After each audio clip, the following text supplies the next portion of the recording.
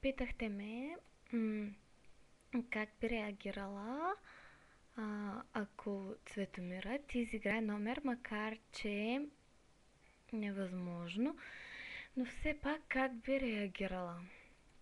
Ами, аз само искам да кажа, че не я познавам на 100%, дори 150 от 100. Тя винаги ми мисли доброто, никога няма да ме изиграе, но ако случайно го направи, аз може би ще ми стане гадно, но никога но не мога да й обърна гръб заради всички късни телефонни разговори, в които много сме се смели и във всички моменти, които взаимно сме се утешавали.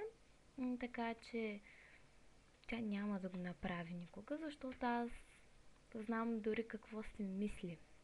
Как ще реагира, ако прочете този въпрос.